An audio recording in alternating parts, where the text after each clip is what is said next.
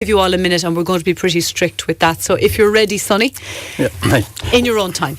Good afternoon, Deirdre, and good afternoon to your listeners. As you said, I represent Aobtú a grassroots pro-life Republican Party. We have been in existence for just over a year, and from humble beginnings, we have grown to be a strong voice for the most marginalised through the 32 counties. As an all-island party, we have elected representatives in both parts of the island, and we are fortunate to have a leader of integrity, commitment and courage in Aobtú TD. I have been involved in politics for over 35 years and I have done my utmost to defend the rights of the most vulnerable in our society and will continue to do so. I have a background in business, both in construction and hospitality, and I now am employed in the healthcare sector. I'm also a committed community activist and believe in always doing my utmost to improve my area. While there are many issues affecting our society, one of my main priorities is to tackle the twin scourges of drugs and antisocial behaviour that have blighted so many communities and brought pain and sadness to so many families. If elected to Daly, I will do my best to represent all the people of Kerry all the time, and I want to be a strong voice for the people of Kerry. Thanks, Deirdre. Very good, and all within 1 minute. Thank you for that, Sonny Foran. Norma Foley of Fianna Fáil, next. It's in your own time. It's over to you. Thank you, Deirdre. I'm asking the people of Kerry to consider me for their number one vote or next highest preference on Saturday the 8th, based on my strong record of effective and committed representation for the people of Kerry to date. It is apparent to me over the last number of years that whilst we are most certainly geographically marginalised here in Kerry, more and more we are becoming politically marginalised. 11,000 people in Kerry on waiting lists for appointments at University Hospital Kerry. 2,800 households on the Kerry County Council housing waiting list. Leader funding to sustain rural communities like Kerry has been cut by 50%. Absolutely no commitment to rural Ireland. Garda numbers have been depleted. Less than 2% of new recruits assigned to the Kerry division since 2015, and a national cut of 40% in community policing here, and we see it in Kerry. Disability service groups and organisations nationally often receive at least twice the staffing allocation of service providers here in Kerry. Why is that? I believe, and this is what people tell me on the doorsteps, Kerry is the forgotten county. We are the forgotten people. Okay. I seek your number one vote to change that and put Kerry centre stage. Thank you. Okay, thank you, Councillor Norma Foley. And next, it's Pa Daly of Sinn Féin. Pa. Good afternoon, Deirdre. Yeah, Pa Daly is my name. I work as a solicitor on Rock Street. I'm married to Mary Ross from Causeway, and we have two children going to schools locally here in Gaelscoil and the Gael Colóiste. I think that it's time for change. People are telling me that it's time for change. I think that Sinn Féin are the only credible alternative to the policies of Fianna Fáil and Fine Gael over the last 10 years. What we want to do is give workers, Kerry workers and their families a break this time. We want to reduce the USC. We want to restore the pensions back to 65 years of age. And we also want to end the property tax. We have a large number of other policies also. We feel that healthcare is still being run down. The embargo needs to be lifted in Kerry General Hospital. Services are suffering, and it looks and it seems and it feels to us like there is an attempt, whether deliberate or not, to run down services in Kerry General Hospital. We are also going to strive for Irish unity, but we also want to unite the Irish people. Okay, we've got to leave it there. Your 1 minute is up. And finally, we'll come to Councillor Mike Kennelly of Fine Gael. You've 1 minute too, Mike. Good afternoon, Deirdre. Good afternoon, listeners. My name is Mike Kennelly, and I'm a very, very proud North Kerry man. I'm married to Colette from Ballydunnahu, and we have 3 children. My family and I have a long tradition of involvement in Kerry GAA through my late brother Tim Kennelly. I'm running in this election because I believe I can be a strong, vibrant and energetic candidate for you and our county. I have the experience required to serve the people of Kerry, with over 10 years working solely as a public representative for the people of North Kerry. And I want to continue this work and build on it at national level. My main focus remains on building and delivering top quality services for hard-working taxpayers and the most vulnerable people in our society. I am asking for your number one on February the 8th because I have a proven record in delivering for the people of Kerry through my work in Kerry County Council. I got involved in politics to make a difference, and you can make that possible on the 8th of February. I'm asking for your number one to put your trust in me, and I will deliver. Okay. Thank you, Deirdre. No problem. And that's Councillor Mike Kennelly. Thank you all for sticking to within the minute, which is a good start, if you like.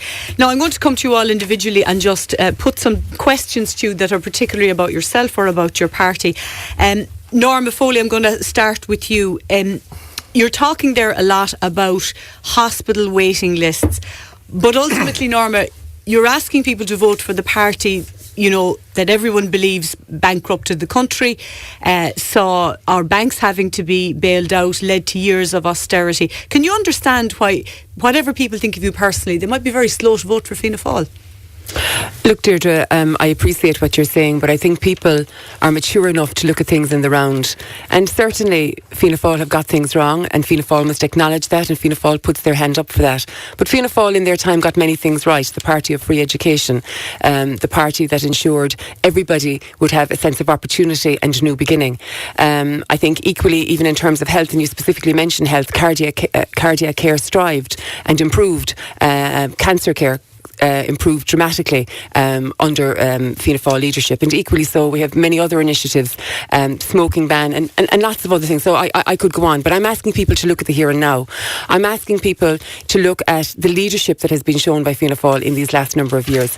In particular, you focus on health. I want to focus on health. I'm looking at University Hospital Kerry. I'm seeing a situation where we are being diminished at University Hospital Kerry. We are a level 3 hospital, and yet the only level 3 hospital in the country that does not have a respiratory consultant. Okay. Nina, and I just want to finish on this one. I'm saying that bit by bit over the last number of years, what is deserved by the people of Kerry is not being received by the people of Kerry, whether it's health, whether it's local services, whether it's community-focused services. There is an opportunity to do better. Fianna Fáil are putting a costed plan in place for the people to decide. People are looking at local leadership. I'll stand on my record of delivery here locally. Okay, but can people believe Fianna Fáil, Norma? Because your leader is Micheál Martin. He was, very much a key figure in the cabinet of Brian Cowan, the party that ultimately mismanaged the economy and resulted in the Troika coming in. We lost our economic independence. The country went bankrupt. We were all hit by austerity, and Micheál Martin was very much part of that cabinet, and he's still running Fianna Fáil. He still wants people to vote for him to be Taoiseach. Can we trust him? Absolutely, 100%. And I think when the question of trust and the question of leadership was brought to the fore after the last election, when nobody was prepared to step up to the plate, Micheál Martin was prepared to do that. And there was a lot of toing and froing and, positive and negative about this confidence and supply. But when the question of Brexit and the future of the country was considered by all political parties, most walked away. Micheál Martin stepped up to the plate, showed leadership and ensured that for the duration of the Brexit debate, which had the potential to destroy this country going forward, he showed leadership, he showed maturity, he showed experience. I think people will reward him for that. Mike Kennelly, I'm coming to you next. A lot of people, and we've already touched on it very early on in this debate, are very angry about trolley figures, Kerry General Hospital. People are angry about homeless people on the streets of Dublin and Cork and some of our bigger urban areas. They're angry about the high cost of living. You must be getting it in the neck on the doorsteps to some extent as a Fine Gael candidate. Yes, I suppose, Deirdre, we are getting it. I suppose we're getting every issue that's out there, and I suppose the last 2.5 weeks we've got every issue, I suppose, from health to housing to farming to everything, I suppose, really, childcare services. But I suppose in relation to health, look, we have a sláinte care package that has been, and it's on all the main parties' agenda to deliver the sláinte care package. We are committed on our manifesto to deliver 5 billion over the next up to 2025 in relation to our trolley crisis in UHK and to deliver better services. Now, I have been quoted stating that the best option that we have going forward to deliver better health services is the 6 regions nationally. That's broken into regions nationally, and the hospitals in the acute and the community hospitals under the region of the Kerry Cork under the HSE. Now, this will work. We have a lot of funding being secured going forward. I mean, we're going to deliver over the next 5 years 2,600 hospital beds across the country, 4,500 community beds and more primary care centres. And even just in Listowel, in the next couple of weeks, we will see that come to fruition. But okay, Mike, and I accept all that, and we'll come back to health in a while in the debate. But just the general question, which I also put to Norma Foley, about trusting the leadership of your party. I mean, look at the overrun of the spending on the National Children's Hospital. I mean, the health situation, the crisis in our emergency departments. We see it here in Kerry General. It's going from bad to worse, and you're asking us to put the same people back in key positions. Maybe put Simon Harris back as health minister. But you're on about our leadership. I mean, I have complete utter. I suppose, leader Leo Varadkar to lead this country and to lead the next government. Have no doubt about that. The question you posed to Councillor Foley was, why would we put our trust back in Fianna Fáil? And the reason I entered this race, Deirdre, the reason I entered local politics 10 years ago, because the country, the state it was in, and the reason and where it is now compared to 10 years ago, where we had mass unemployment and mass immigration. Now we have a country that's economically stable. For the first time in a long time, it's economically stable. Why would you want to change that now? Okay, we have issues, we have targets, and we have challenges. Some of the departments within the government need restructuring, and then they obviously need more financial aid from budget terms. But we gotta say where we are right now.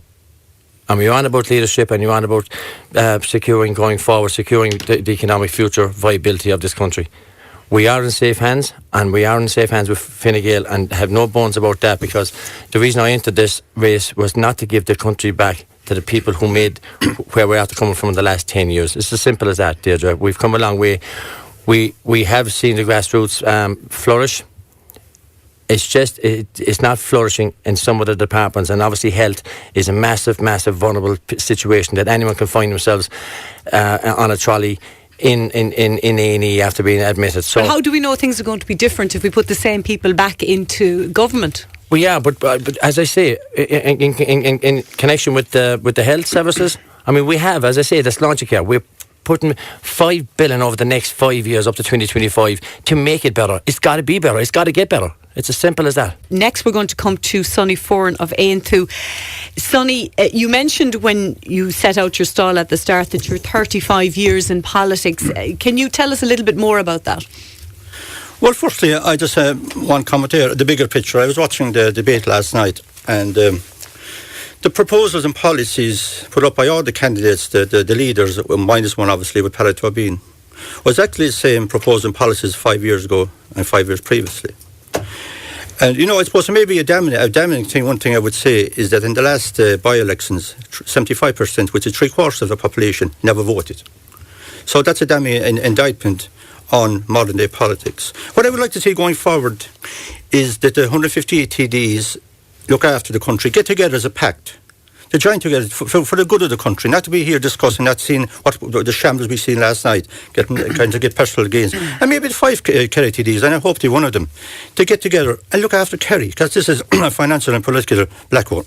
You asked me there, answering your question, 35 years, yeah.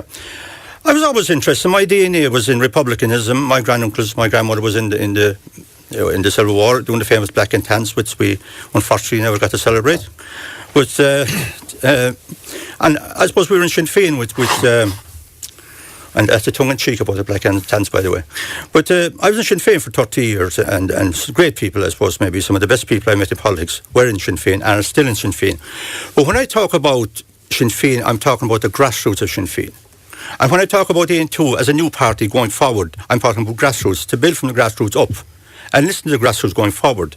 But I think modern day politics is all about, as I mentioned in an interview some time back, trying to be to grass up in the air above the city of Dublin and see where it lands. I certainly won't land in Kerry, because there's a big divide there. It's getting wider. Statistics come out the other day. Ireland have the 5th most billionaires in the world. Not in the developed world. In the whole world, they have the 5th most billionaires. Okay. Now, we talk about trolleys, we talk about this, and then you go out with that statistics. It's a crazy figure. Okay, I want to just come back to your own reason for entering this race, because you've a long history, as you outlined yourself, Sonny, in Sinn Féin. Why did you join Aobtú, and why do you think people should vote for an Aobtú candidate rather than Daly, the people that you were originally associated with? I suppose it's well reversed why we left Aobtú over the freedom of consent on the 8th Amendment. But all members come from every background, from Fianna, Fine Gael, Sinn Féin, obviously, and every religion as well, to make it very clear, and none. I suppose why basically I went for Aobtú in the Listowel election area, and after a 3-week canvass I got 800 votes. And I suppose that would give me the mandate to go forward, And with respect to Daly, as I say, a great time for and a great time for people in Sinn Féin. With the leadership of Sinn Féin, I wouldn't be totally... Okay, and do you think you have a difficulty, Sonny, in that, the other 3 here in studio, for example, are all sitting county councillors? Yep. Do you have an issue in that, name recognition, people mightn't necessarily know who you are or where you stand? And it has been a short election campaign. Well, I suppose in construction, I was here in construction, I employed a couple of hundred people in construction over Cork and Kerry. I also was in the public bar business, and I was lucky to be there from about 2:37 and get out before the big bang. That when the crash came, And as look, I'm going to go into details and blaming who brought on the crash. We all know what happened, So I'm working in the excellent surroundings of Aobtú Cllr Hospital, Tralee, which is fabulous. And I must thank them for giving me some time off to do a bit of canvassing in the snow. And but I think I'm well known in Kerry, and you don't have to be well known if you go out and have your policies right and going forward to respect the people, and you meet at the doorstep and do your bit for everyone. You don't have to have letters after your name to be a good politician or to help people out. Deidre. Daly, it's a big ask for you to try and hold on to the seat that's being vacated by Martin Ferris, who's a huge figure in Kerry politics for many years, and it has been said, a lot of people say that a certain portion of Martin Ferris's vote was a personal vote rather than a Sinn Féin vote. So that's what you're up against. Is that going to be a problem for you? Well, look, and no doubt Martin Ferris is a national figure. He's recognised on doors in the by-elections in Cork and in Dublin West. People knew him when they opened the door. I do have that challenge. I might not be that well known around the ring in East Kerry. I think some people know me. My wife has family collections in North Kerry. They might know me from around the courts, and they might know me from around Tralee. It's a challenge. There's no doubt about it. But we've been around the county. I was in Glenbeigh and I was in Currow on Sunday. I was down in Cremon, getting my name out there. Our postering campaign has been good just to get me known. But of course, Martin had a large following, from the GAA, from the successes of Ardfert GAA over the year. People would have known him personally and given him that vote. However, I know some people as well through family and friends and through the GAA and soccer connections too. So I'd be hoping that wouldn't hinder me too much. Can I just make one point though, just in relation to what Mike was saying there earlier on in relation to the country being economically stable? I disagree with that, because the people are not feeling that on the ground. People don't feel that they have any extra money in their pocket, and what we want to do is, as I said earlier, give workers and families a break. The people, the trolleys, which has been mentioned earlier on, 93,000 people on trolleys in 2016, 118,000 now, 500,000 people on waiting list. The embargo still in hospital, and that is why in the hospitals on 2 occasions in the last 2 months you have 6 or 7 ambulances queuing up waiting to offload their patients because there isn't enough staff. There is agency staff which is costing a fortune, but those people, is the country economically stable? Okay. And are they feeling the benefits of a so-called economic recovery? And we'll come back to that about health, but just to look at the broader picture first of all, because I'm asking you all a question initially that's particular to yourselves and your chances of getting elected and what you'll do if you do. Yeah. All we're hearing since this campaign began is from Micheál Martin and Leo Varadkar that they won't go into any form of coalition with Sinn Féin. So ultimately, you're asking people to vote for you knowing that the chances of you being in a government party are quite slim, and that's a big ask. Yeah, just to follow up on the end of that question, the last time I was just coming over to the studio today and I met a solicitor in town, and he told me that he was out on Sunday night and someone asked him, was it Daly who scored a point in the last few minutes of the game on Sunday? And he didn't deny that it was me, but in fact my brother, Paul Daly. So, who was playing for the Gael. Maybe if people believe that it was me who actually scored the point, it might get me a few votes. But just to get back to answer the question that you're after asking me. You should get elected at say Pavel. Maybe he should run. Dan's go, yeah. Maybe he should. But you were asking me in relation to the Why should people vote for you if they know Sinn Féin won't be in power ultimately? Well, I think people should vote for us because it's all going to be a question about the numbers. And people have to think, would they like to see Pierce Doherty as maybe not as Taoiseach, but Minister for Finance? Would they like to see Mary Lou, maybe not as Taoiseach, but as Taoiseach? Would they like to see Owen O'Brien as Minister for Housing? People can ask themselves that question. And if we are elected in sufficient numbers, the other two parties will have no choice but to come to us in order to form a coalition. Norma, do you think Micheál Martin might be eating his words if the numbers stack up in a certain way and you could see Fianna Fáil and Sinn Féin in coalition? Or do you think he'll stick to it? Well, look, Micheál has made his statement and Leo has made his statement. Mary Lou has made her statement and, I take them all at their word. Look, Pa and I, we work together on Kerry County Council for the Tralee electoral area. We work very well. We've a great relationship. But I do think it's important, when parties set out their stall, they set out their stall and that's it. Okay, and what about you, Mike Kennelly? Leo Varadkar is equally adamant that Fine Gael won't be negotiating in government, a programme for government with Sinn Féin. What do you feel about that personally? Absolutely. Look, all parties, I suppose, we can take them at their word, and Fine Gael have vehemently said that we will not be power sharing and doing any agreement with Sinn Féin. You're happy with that personally? I'm actually very happy with that personally. Sinn Féin, they can't be trusted in some of their policy documents and stuff like that. So I'm happy with the party takedown that we will not be. I like to come there. Yes, Sonny Foran. We hear about Leo Varadkar saying this and Micheál Martin saying this. And that's where the problem in politics has gone. Forget about the grassroots. And Pat O'Brien spoke well today on Radio Kerry. These rules and regulations are made at a high level and forget about everybody else. We'll have to wait until Sunday and Monday of the 9th and 10th and get the results of this election. And then people can sit down and see how many seats they have. But I think it's a bit unbecoming to the leadership of all the parties is and maybe and including Pat O'Brien and everybody, to make decisions for grassroots and for their TDs before they are even elected. It's easy for me from Aobtú as a new party to have a go at it. And I'm not having a go, but that is my own personal opinion. I think it would be a personal opinion of a lot of people that the grassroots and the people on the ground should have a say in these things. And going forward, that's what Aobtú want to do as a grassroots party. And we did it going back in Sinn Féin 35 years ago when we were 2%. And we built Sinn Féin up in Kerry to where they are now. But then the leadership seemed to have changed to more populist politics. So is it that you didn't like Mary Lou MacDonald, you preferred Sinn Féin under Gerry Adams? No, I wouldn't like Mary Lou MacDonald to go over to the British Parliament and ask to legislate for abortion in the north of my country without no mandate from the people of Northern Ireland to vote in abortion or vote out abortion.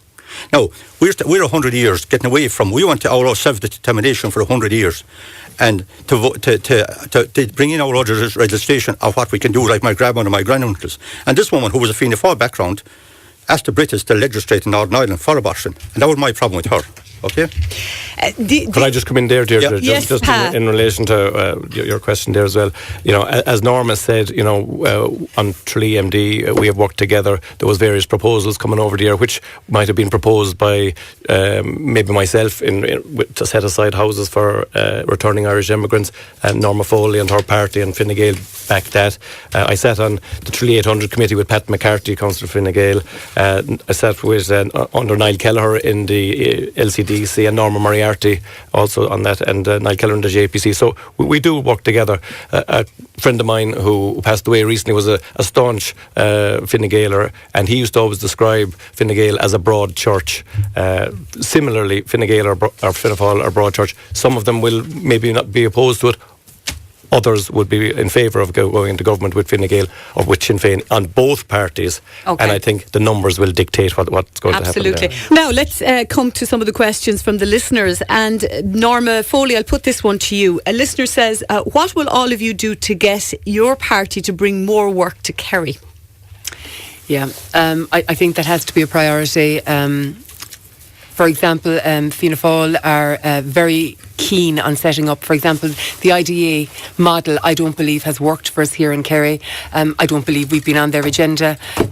For example, we had great fanfare of the arrival there last year of a company bringing 100 jobs, and now we realise that they're not coming at all.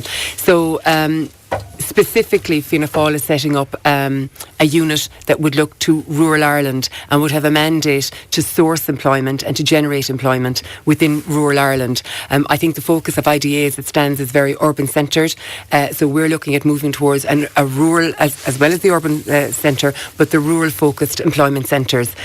We are looking at developing, as we have done quite successfully here in Tralee, resourcing small to medium enterprises, strengthening the local enterprise offices because I suppose really the days of huge enterprise and industry are gone. So we're looking at supporting and grant aiding small businesses to develop, to set up shop, and those that are in existence to continue. So we're looking at specifically mechanisms for rural Ireland in terms of jobs and employment to thrive.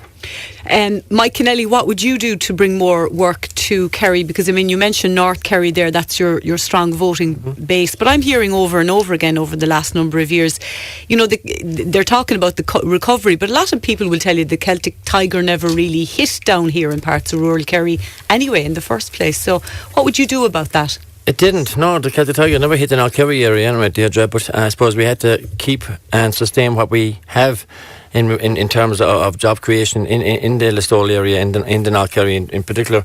And the one thing I actually upset about is the IDA was mentioned there, and I think we were only 4 visits from the IDA in Kerry last year. That has got to change. We've got to be more centralised and approaching the IDA to come with jobs that are actually that people can live, work in the area. I suppose the biggest development we had last year in the Listowel area was the manufacturing with the announcement that Listowel Food Hub is to commence with the possibility of over 50 to 80 jobs. So, you know, all that was started locally. It was grown locally. It was nurtured locally, and it was supported by Kerry County Council, obviously, in part in funding. But again, it's IDA, it's rural Ireland. What kind of jobs can we get down to rural Ireland and rural North Kerry to sustain our future? We look at the Shannon LNG. We've been fighting this with a long time. I've been a supporter of it. I've been criticised for supporting it. I will never end supporting it until we get it over the line. It has the possibility of turning the lights back on in the Tabor Ballylongford area, which people have continuously put it down on other factors, but.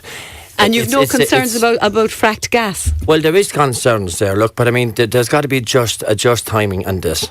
There's got to be just timing on this. Fossil fuel connectivity to gas coming into through the Shannon Estuary and promoting the Shannon Estuary. We've got something here that can be built up on the Shannon Estuary that can flourish the North Kerry area, the land bank in general, with jobs, with people coming back into our society, with people who want to live and work and have the infrastructures in our area. We haven't got it. We haven't got it for years. I want to bring... And we haven't got it, I'll be honest with you, we haven't had a full-time TD Severn North Kerry with a while, I'll be very honest with you. And I think it's time we come back in we get a TD for the North Kerry elected in 2020, I'll be honest. Pa Daly, since Mike Kennelly brought up Shannon LNG, your party is not a fan of that project. Where do you stand on it? Mike Kennelly says the jobs are needed in North Kerry. Absolutely. Yeah, well, just 2 things first in relation to the original questions you were asking about bringing jobs to Kerry in general. One of the bodies that I sit on is the ETB, and I've always found that wherever there is a body which just is dealing exclusively with Kerry, it works much better than anyone which is to deal with another county as well. Like a lot of DTBs around the country serve 2 or 3 counties, but this was for Kerry alone. And by the way, there's 1,000 jobs through the ETB in Kerry. I think we should also make better use of the existing jobs that are here. And one of my proposals for the Denny site in Tralee has been not to move the courthouse in there, but to attract ETB. There's 84 people working over in the ETB centre. Attract jobs like that and say the HSE and maybe a department of the council into the town centre, so that the people who are there are going to spend their money in and around the town centre in Tralee to rejuvenate that. Because I spoke to a woman who works in the HSE, and since they moved out from the centre of town to the Mona Valley Business Park, as they call it now, she's saving €100 a week because she's not going for a coffee, she's not supporting local business, and she's not going for lunch in town. Now, to get back to Shannon LNG, Sinn Féin do have a problem with fracked gas. There's no doubt about that. It poisons the water. It destroys communities, and for that reason, we don't support Shannon LNG. However, if there's fracked gas involved in it, we can't support it. Robert Beasley, our councillor in North Kerry and in the Listowel area, and Martin Ferris were to the fore in promoting the Shannon LNG. The current proposal now is not to have the land bank, but to have a floating proposal, which will apparently result in about 25 jobs. But going back a few years ago, we had a proposal in Sinn Féin that the pipeline, the gas pipeline, which was to service the factory in Listowel, Kerry Ingredients factory in Listowel, that was to be of such durability that we would be able to push the gas to Tralee, to Castle Island, and maybe beyond, which was coming from Limerick and coming from So you'd like to see that revisited? That was shot down by Fine Gael on Kerry County Council because it might affect the Shannon LNG project, which, by the way, we've been talking about now since 2008, I think, and nothing has happened with it yet. Okay, is it really a live issue? I'm not so sure. I want to bring Sonny Foran in on job creation, because that was the initial question from a listener. What would you personally do about bringing jobs to Kerry, Sonny, if you're elected? Well, I suppose firstly, and I agree with everything the lads are saying there, I think no one could disagree with what they're saying. But I worked in Bollington in the 80s. There was in 7 years there. In Tralee in the 1980s, there were 6,000 jobs. And when I talk about 6,000 jobs, I'm talking about 6,000 jobs between Bollington and Kerry Fashion's a place for women. You had the Bog Warner, Tubes, all these go through the whole lot. But these are 6,000 jobs where you get a mortgage and pay a mortgage. Now we have a lot of jobs that you certainly won't get a mortgage or pay a mortgage. In regards bringing one thing we have to look at in Deirdre is the broadband and the road infrastructure coming to the county. And if you want to get factories back into Tralee and businesses, and I'm talking about real viable businesses, you have to have a motorway coming in. And I'd give one example. You talk about, I suppose, one of the greatest business that started up years ago was Kerry Group. Kerry Group have a business above on the M7 of going into Kildare into Dublin with 400 people working there. Now, if there was a motorway coming into Listowel, there could be a strong possibility that could be built there. But you have to invest, and I think Palatubine was very, very correct this morning. Dublin is overheating. You'd have to build, like they did in Denmark, as he said, build a city someplace on the west coast of Ireland, and bring the big jobs there, bring the infrastructures, and have a balance. Because we have a balance, a disastrous balance at the moment between Dublin and Kerry. And Sonny, we're bringing in. I mean, we have. I mean, you mentioned broadband. Yeah, we're producing that. We're bringing that into rural Ireland. I'll be honest with you. I mean, over 4 years, we'll have 90% connectivity with broadband for people to live and work from home. And you're on about roads infrastructure. Yeah. Never before, we're getting more money now than we ever did. Hold a minute. And you mentioned the bypasses and new stuff like that. We're getting a lot of the roads infrastructure that we've come down. I mean, the N69 and all the national routes around Kerry have got substantial funding over the last 24 months, 12 to 24 months. Mike, as I said earlier, let Sonny answer. No problem, Mike. Walk away. As I said earlier on last night's programme, with proposals and policies. It's our proposals going forward. Now, we have the famous most road, the Dare Road. I was last year there. There was brilliant. It was the greatest thing that came to Ballybor and Ballyduff areas. And I asked, I think Fine Gael representatives there, they were in Dublin again, and they got 4.5 million. And I said, was it ring-fenced? No, it wasn't ring-fenced. And this is where we are. It's all about proposals. If I was back in Ballyheg at the moment, there is no Vodafone coverage. And with respect, it's happening maybe down the road, which is very, very slow. Okay. I mean, let's finish off. We're talking about property tax. In the last 7 years, Deirdre, there's nearly 100 million euro collected in property tax in this county. Would you listeners tell me, was the 7 years previously, or the 7 years since that was collected better for road infrastructure, for housing, for anything in this country, or this county, 100 million this county, better than the 7 years previously? The answer you listeners would say is no. So where is that 100 million gone? It's certainly not gone into their road, it's certainly gone into infrastructure, etc. I want to move on to a completely different issue. James in Tralee wants to know, will you ask the candidates, please, how they would tackle serious crime in Ireland? Well, we won't just stick with serious crime, Norma. We might stick with all crime because and we might bring drugs into that because you're a secondary school teacher. We're led to believe there's drugs in every secondary school in the country. What could Fianna Fáil do to tackle these issues? To be fair, Deirdre, just in relation to the drugs in every secondary school, I think that's a very broad sweep now, and I would have to contest that. To be fair, however, just in terms of crime and that, the only way we can tackle crime, to my experience and what I see on the ground, is we need an increased Garda force. We are committed in Fianna Fáil to increasing the Garda numbers.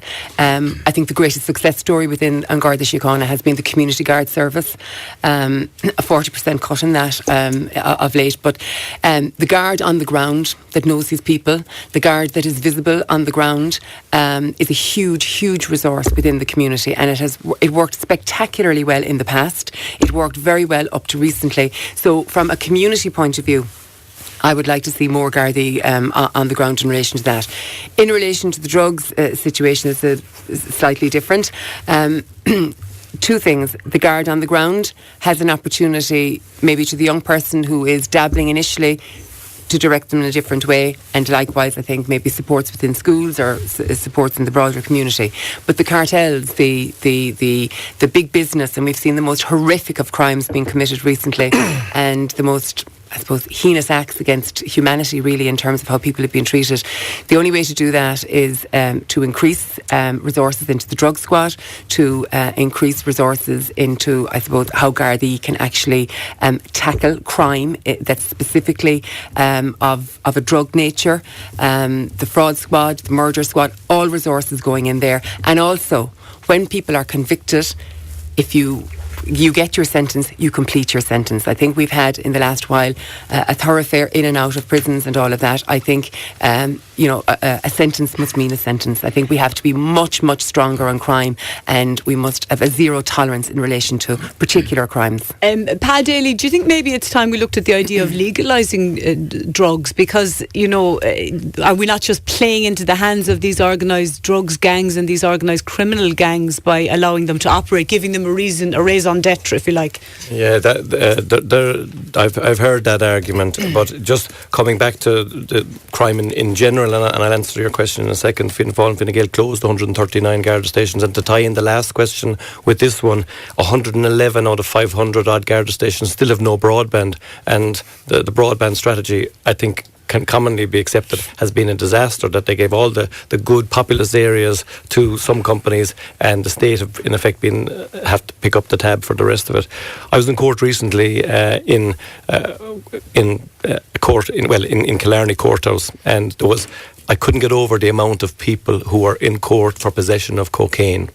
And it was mostly a lot of people outside the county coming in to have a weekend, bringing cocaine with them. So the county is, I won't say awash with cocaine, but there's an awful lot of it there.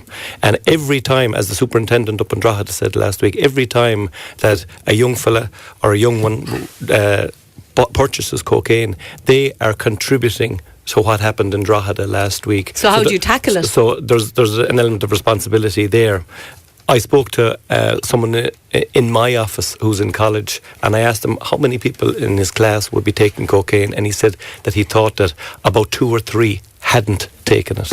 So there's an awful lot of their education, I think, has to come into it. People have to realise that, people can say, well, I wouldn't buy a product of this because it's unethical. I wouldn't buy, a particular food product because it's unethical.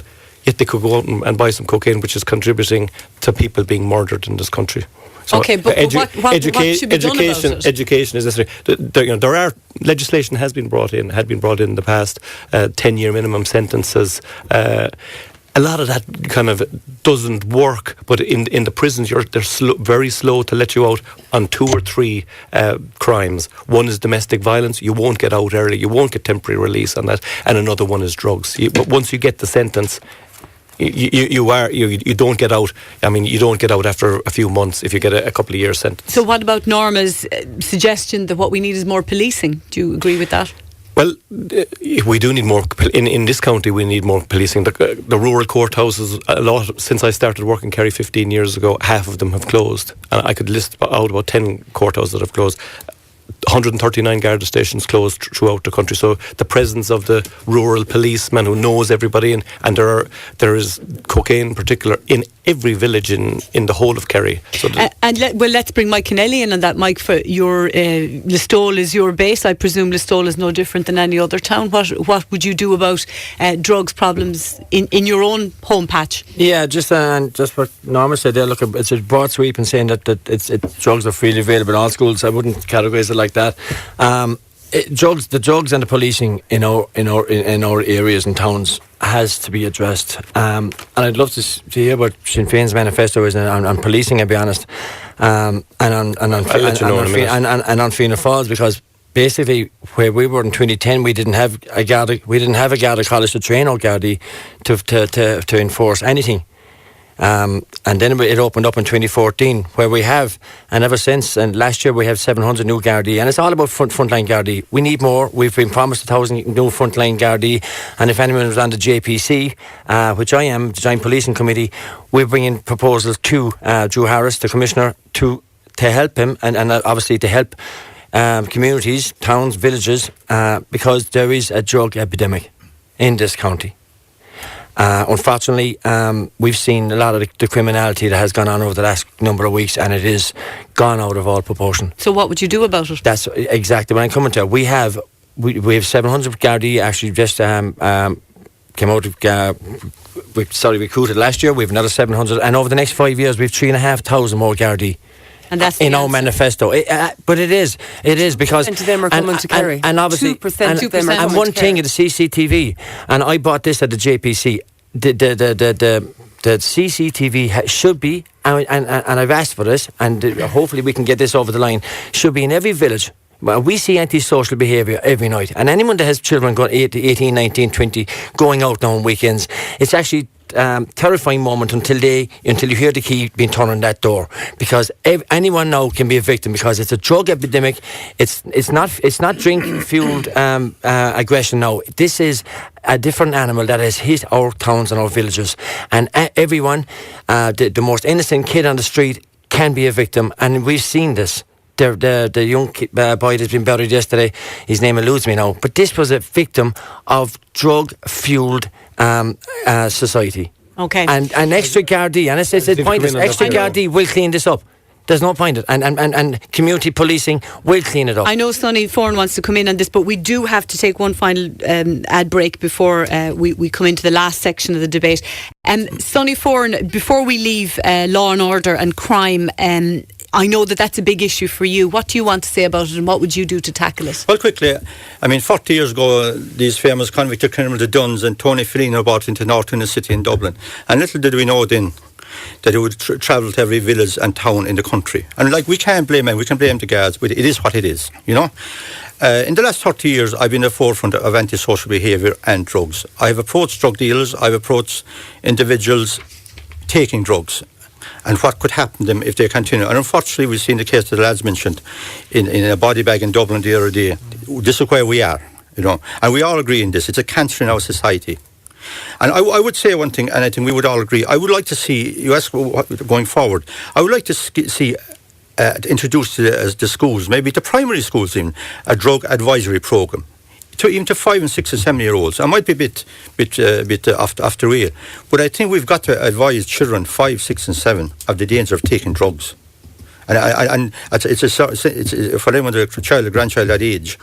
But the way we're going in 30 years' time, the recreation, when I was young over in Ballybunion drinking porter, is cocaine and heroin, you know?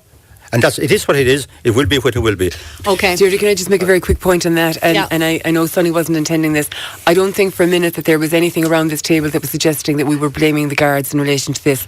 The issue is the resourcing of An Garda Síochána. It is absolutely nothing to do with those who are frontline and who are giving their all to tackle the situation that is there presently, but they are not being sufficiently resourced. And But could I just say that in relation to resourcing of guards, it did come up a lot on the doorsteps in Killarney that there seems to be a shortage of guards, and I know that one person told me that before Christmas there was a very busy night in Killarney where there was a few assaults and there was only 5 guards working with one sergeant, and they felt that they were being pulled from pillar to post, and certainly I think more need to be on the street on the busy nights of the street. We have to with move public on. order situation. We have to move on. Mike Kennelly, we've got several of the same question for you from people in North Kerry and beyond, wanting to know, would you clarify what you said about privatising the health service? The listener says it would cause chaos for those who can't afford health insurance. Yeah, I suppose, Deirdre, look, my comments on the HSE and privatisation refer to the worst, and I mean the very worst case scenario. I have defended what I said. I don't agree on privatisation.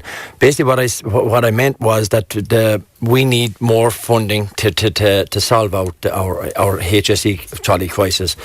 I suppose in reflection, I had a kind of a family, I suppose, issue with the HSE pretty recently, I suppose, really, and where a loved one was actually about 96 hours on a trolley, and it took a day after that, when she did get a bed in the hospital, that she was diagnosed.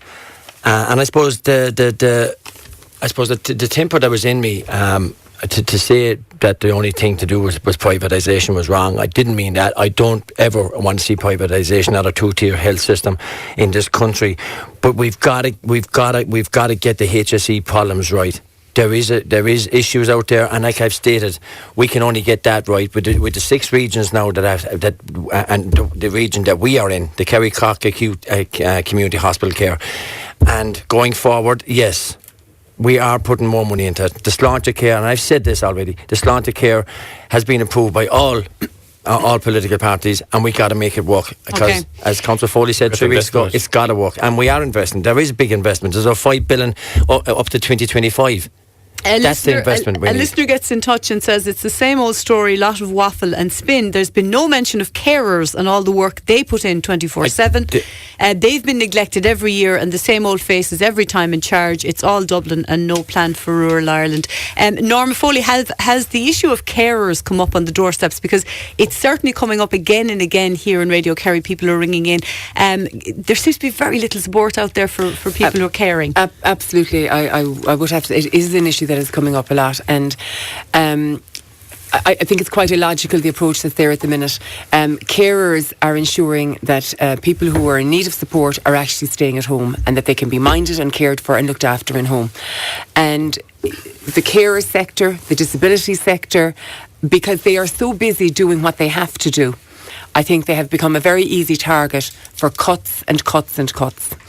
Yesterday, just in relation to the disability, I attended a meeting at St Mary of the Angels, and it was just devastating to see parents who have now had to come together to marshal themselves to fight against these cuts. You had the St Mary of the Angels, you had St John of God Services, and you also had the Family Forum core group. And St John of God Services and St Mary of the Angels are now being cut by €160,000 and €60,000 respectively. And these are providing services to those who are in need of care. They're keeping them within the community. They're ensuring that there's a family connection, and it's devastating to see the crisis that is existing currently. Fianna Fáil will reverse the cuts, in terms of disability. They will increase funding by 20 million. They will increase personal assistance hours. They will increase for carers and otherwise. They will increase house adaptation grants. They will extend the hours for carers and home help supports. Because I think now, more than ever, there is a recognition of the service that has been provided by carers, by home helps and all that sector within society. That if we are to progress and if we are to care for those who are meeting particular challenges at a time, if we cannot look after those who are caring, then we are failing miserably as a society. Unfortunately, when the crash happened and Minister Mary Coughlin was Minister for Health, one of the first things that was done was 765 million was slashed from the public health budget. I'd like to pay tribute Can I just say something about that? No, sorry, no, I want to finish. I didn't interrupt you now at all. Let him finish it. I'd like to pay tribute to the people who, unfortunately, what has had to happen is that our friends of Kerry General Hospital, various different charity groups, have to plug the gaps in the funding for the hospital. There's a problem with step-down beds. People are in effect bed blocking, and that's why you can't take patients in, because there aren't places for people to go. And in relation to St Mary's of the Angels and other cluster of patients, when people are released into the community from hospitals, they can't access, it came to my attention yesterday, they can't access disability services when they go into the community. So we want in Sinn Féin, we want an emergency injection of funds. We want to clear the waiting list for home help hours, and 12 million extra hours we want to provide over the next 5 years, so that will clear the wait lists and give an extra 2.4 million hours helping people to stay in their homes like they want to do. Just very quickly, just in relation to home help hours, there was a time in this country where you would get 45 minutes twice in the day, where the home help was doing general care, whether it was putting down the fire or helping to prepare a dinner, and then looking after the person as well. Now, that's all strictly gone, really. It's personal care and personal care only. But can I just say one thing, because it's come up a number of times here. Certainly there was a crisis. It was an international crisis. Fianna Fáil were in government. I have acknowledged, there were mistakes made. But can I also say, at that time, all of those that were in opposition, whether it was Sinn Féin, whether it was Fine Gael, they were advocating at that time, spend more. So it's very easy to stand back now. It's extremely easy to stand back now and say, well, you're shrinking the blame game now. You're shrinking the blame game now. No, I'm not, Mikey. I'm calling it's fact. If you want to look at the record, look at the record.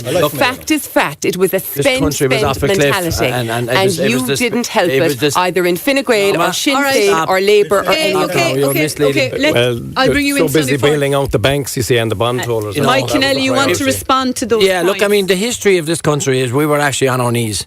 You've been in government for 10 years now. Yes, we were in government. This county hasn't seen anything. We actually meant about economic stability. Listen, there's no thriving, there's no flourishing in this county. It's easy. For 10 years, Mikey. Speak about your own record, Mike. You're shrinking responsibility. One at a time. And I've said it, you're shrinking responsibility in the blame game. So are you. You want to get back into power again. 10 years in power, and what have you done? And what do you want to do? What have we done? Where is Kerry thriving? We're back to full employment. I don't see it. And the people I need don't see it. And if you want to go through our manifesto, we want to give something back to the families who are working, and thankfully the husband and wife are back to work. We have bigger bills because we have bigger holes that were left open by Fianna Fáil-led Why did you propose an increase in the property tax then? Can I come in, please? Actually, Deirdre, can I finish that question? If I can. Hold on. I have been criticised of this. No. Please, Deirdre. Sonny, I'll come back to you. Yeah, Sonny Foran has to speak. No, I think this is the typical what we have in looking for grassroots politics, when people are arguing with each other, and where are we going the last 20, 30 years. That's why I joined in to get a new lease of life. Now, going back to your original question, I'm a healthcare assistant. That's my job. I'm a qualified healthcare assistant.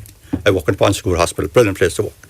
And I know a lot about from the care of the people from outside and inside the hospital. Now, in regards we're talking about looking after people in their own home, I think it is the most important thing, I would say, for the older generation to be left in their own home and live out the rest of their lives in their own home. And then when you have the carers cut, these people are put into old folks' home, they're put in here, they're put in there, and they die, just fade away.